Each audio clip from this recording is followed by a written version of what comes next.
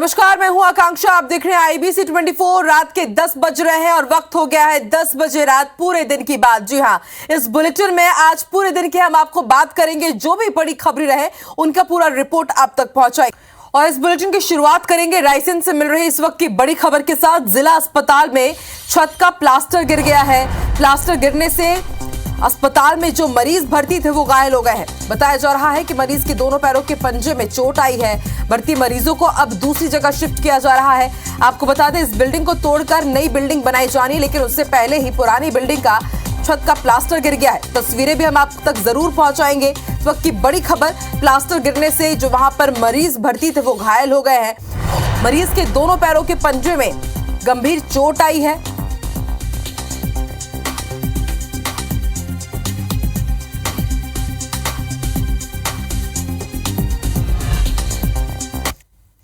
धमतरी दौरे पर पहुंचे छत्तीसगढ़ खनिज विकास निगम के अध्यक्ष गिरीश देवांगन ने बजरंग दल को लेकर कहा है कि भगवान के नाम पर दल बनाकर गुंडागर्दी की जा रही है और इसे बर्दाश्त नहीं किया जाएगा। उन्होंने कहा कि मुख्यमंत्री ने पहले ही कहा था कि अगर उपद्रव करते हैं तो यहां भी बैन किया जा सकता है। गिरीश देवांगन ने आगे कहा, बजरंग दल लोगों की भावनाओं को आहत करने का काम कर रहे हैं जो क्षमा योग्य नहीं है। जो जिस प्रकार से बजरंग दल हरकत कर रहा है और बजरंगबली भगवान के नाम का और उनको मानने वाले के लोगों की भावनाओं को उद्वेलित करके जिस प्रकार से काम कर रहा है, उसमें वो सफल होने वाले नहीं है। देखिए, यदि इस प्रकार की हरकतें लगातार जारी रहेंगी तो माननीय मुख्यमंत्री जी ने कहा ही है, किसी को यहाँ की शांति भंग करने नहीं दी जाएगी। बजरंगबली का अपमान करना तो इनके लिए बहुत सामान्य विषय है, लेकिन मैं आपको माध्यम से भूपेश जी को स्पष्ट चेतावनी देता हूं कि आपने जिस प्रकार से राम को चुनौती दी तो उसका हर्ष देखें कि आज पूरे केंद्र से तो आप बाहर गए ही और एक मुख्य विपक्षी दल रहने का भी ओहदा आपका धीरे धीरे समाप्ति की ओर है।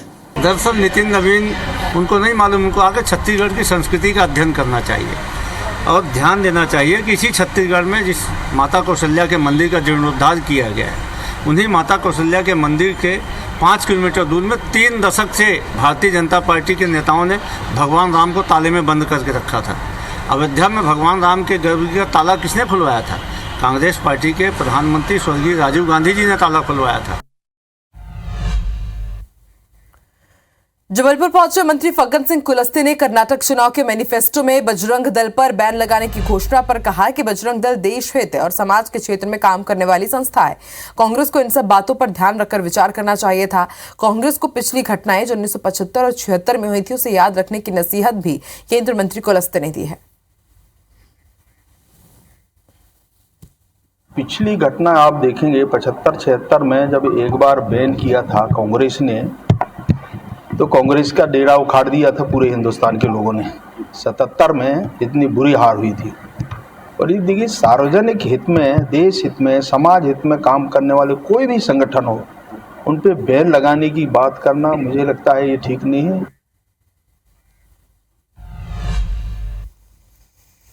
छत्तीसगढ़ में बेमौसम बरसात से हुए फसलों के नुकसान के तत्काल मुआवजे के लिए भाजपा प्रदेश सरकार के खिलाफ बड़ा मोर्चा खोलने की तैयारी में जुट गई है। इसके तहत भाजपा किसान मोर्चा सभी जिलों में मुख्यमंत्री के नाम कलेक्टर को ज्ञापन सौंपेगी। नेता प्रतिपक्ष नारायण चंदेल का कहना है कि बेमौसम बारिश के कारण सब्जी और फल फसलों को भारी नुकसान हुआ है। नेता प्रतिपक्ष नारायण चंदेल ने इस संबंध में मुख्यमंत्री को पत्र लिखकर पिछले दिनों बेमौसम बारिश से फसलों को हुए नुकसान का सर्वे कराकर जल्द से जल्द मुआवजा की मांग की है।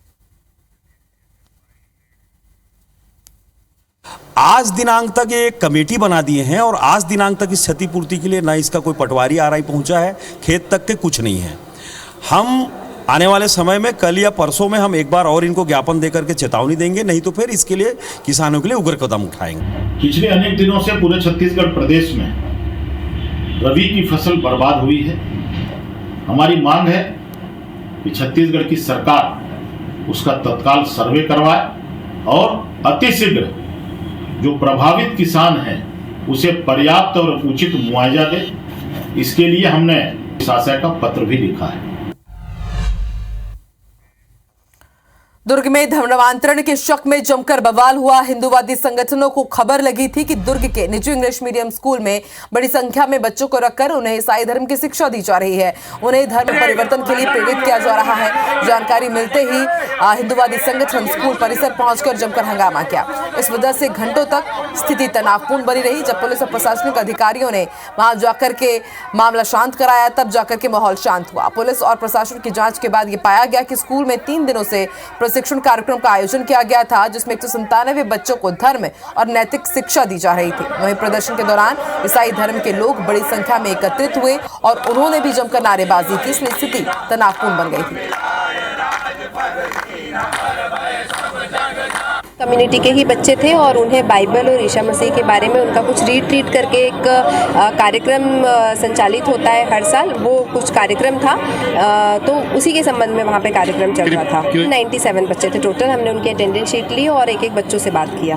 जो प्रथम दृष्टया है उसमें यही है कि अभी कोई धार्मिक बातें नहीं होती। कार्यशाला जो है स्कूल के ही बच्चों का था, उनका पूरा नियोजित था और अनुमति और आदि चीज़ें ये प्रशासन ही बता पाएगा कि इसमें अनुमति की आवश्यकता है या नहीं है। एक्स्ट्रा क्लासेस टाइप का ही था ये। और आज टैगोर का जन्म दिवस है, उनका पेंड्रा से भी नाता रहा है। दरअसल रविंद्रनाथ टैगोर सन 1902 में छत्तीसगढ़ के पेंड्रा आए थे। यहाँ गुरुदेव अपनी पत्नी मृणालिनी के इलाज के लिए सेनेटोरियम अस्पताल आए थे। 23 नवंबर 1902 को उनकी पत्नी का निधन हो गया था, लेकिन निधन से पहले उनकी पत्नी ने अपनी आखिरी इच्छा के तौर पर एक जरूरतमंद महिला को 25 रुपए मदद करने के लिए कहा था, जिसे वो पूरा नहीं कर सके और ये दर्द उन्हें ताउम्र सताता रहा। इस दर्द को उन्होंने अपनी बांग्ला भाषा की कविता में भी बयां किया है। वहीं सरकार ने गुरुदेव की यादों को संजोने को लेकर कदम बढ़ाए हैं और गुरुदेव की प्रतिमा को सेनेटोरियम अस्पताल परिसर में स्थापित किया, जहां उनकी पत्नी ने करीब 2 महीने इलाज करवाया था।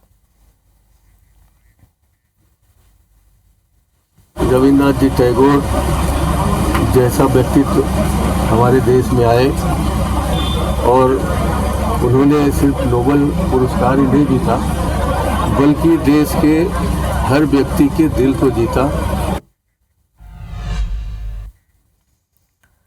भारत के 14 बच्चे प्रधानमंत्री नरेंद्र मोदी के सामने अपने नए आइडियाज और इनोवेशन को प्रेजेंट करने वाले हैं। इसमें एक नाम छत्तीसगढ़ के आदित्य सिंह का भी है, जिसने डिस्पोजेबल काढ़ा ग्लास बनाया है। आदित्य को इसके लिए DST मानक अवार्ड भी मिल चुका है। आदित्य राष्ट्रपति भवन भी जा चुके हैं और अब वो नई दिल्ली के प्रगति मैदान में प्रधानमंत्री के सामने अपने नए इनोवेशन शेयर करेंगे। नई दिल्ली के प्रगति मैदान में 11 से 13 मई तक राष्ट्रीय प्रौद्योगिकी दिवस के अवसर पर एग्जीबिशन लगाया जाएगा, जिसमें आदित्य भी प्रेजेंटेशन देंगे।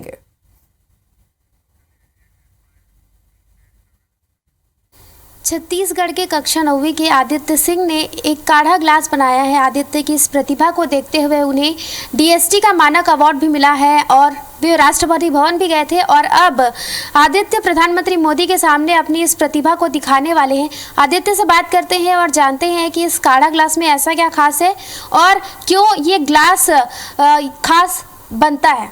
आदित्य बताइए कि इस ग्लास में आपने क्या कुछ मिलाया है। इसमें हमने जो बेसिक काढ़ा के इंग्रेडिएंट्स रहते हैं, जैसे तुलसी, सिनामम, लेमन ग्रास, उसके बाद टर्मरिक, ये सब मिलाया है। तो इस काढ़ा के माध्यम से लोगों को क्या फ़ायदा होगा और इस काढ़ा ग्लास में क्या है, जैसे कि आप बता रहे हैं कि ये डिस्पोजेबल ग्लास है, तो इसमें क्या क्या मिला हुआ है।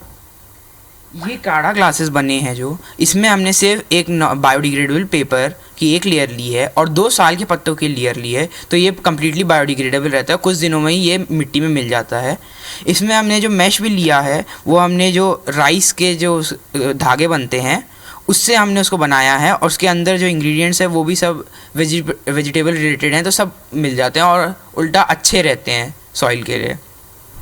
मैम, प्रधानमंत्री मोदी के सामने आदित्य प्रेजेंटेशन करने वाला है इस ग्लास का, आपको कैसा महसूस हो रहा है, कितना गर्व महसूस कर रही हैं आप।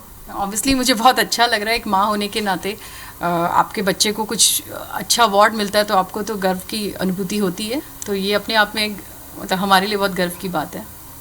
बिल्कुल, तो आदित्य प्रधानमंत्री मोदी के सामने इस ग्लास को लेकर के प्रेजेंटेशन देंगे और बताएंगे कि ये ग्लास कितना महत्वपूर्ण है। आपको बता दें कि पूरे भारत से केवल 14 बच्चों का चयन हुआ है, जिसमें आदित्य का नाम भी शामिल है।